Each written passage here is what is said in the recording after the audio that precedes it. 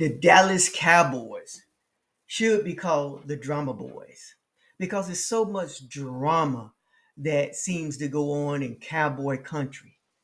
I'm just not talking about the little spat that kicked off between DeMarcus and Micah. Really, when DeMarcus stated that he wasn't going to win a Super Bowl in Dallas, well, he's right. Now he's definitely not going to win a Super Bowl in Dallas, because he's not there. And while he was there, they didn't even get close to being in the NFC Championship game, let alone talking about winning a Super Bowl. But Michael had to reply with something. But I'm talking about more than just that when it comes down to drama. When we listen to what Rich Eisen stated, that's really too much drama. Now, it may be other teams doing what the Cowboys are doing, but I kind of doubt that. Because Jerry World wants the Cowboys to be this big attraction. Come to Cowboy Land in Jerry's World and see what's going on. Now let's listen to what Rich Eisman said, and then I come back and speak on it some more. Tank Lawrence, a new member of the Seattle Seahawks after many years playing for the Dallas Cowboys with distinction, I might add. For sure. And a Dallas person through and through, also from there. So he's now with the Seattle Seahawks and had this to say when he was talking in Seattle for the first time as a member of the Seahawks. Change the scenery is always good, but, Dallas is my home. I made my home there. My family lives there. I'm forever going to be there, but, I know for sure I'm not going to win a Super Bowl there. So, yeah. We here. He's like, yeah, he knew what he was saying. And in this day and age, you say it to a Hawk blogger or you say it to whomever, it's going to get out. Mm-hmm. And it got out. And then it got enhanced because it got retweeted by none other than Micah Parsons, who called this what rejection and envy looks like.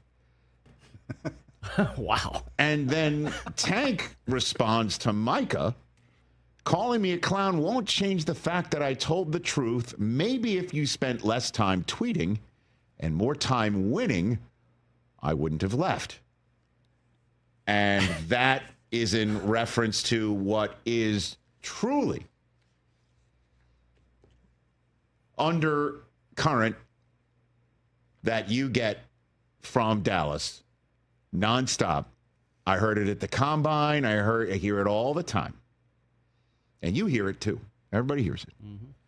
Is that Micah isn't the most popular in his place of business because of a lot of the talking and the tweeting and the podcast and all of that business.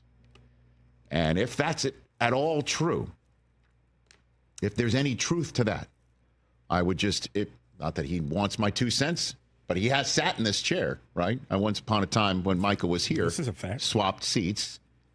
And he brought pizza. I will counsel Micah to tread lightly because Tank appears to be a veteran in his early to mid-30s who is out of F's to give and is also maybe referencing the undercurrent you hear from Dallas and you see is the subtext of every Dallas is in trouble story, that the Cowboys are about winning. They're about winning championships, but they're also about making sure that the Cowboys are a cash cow.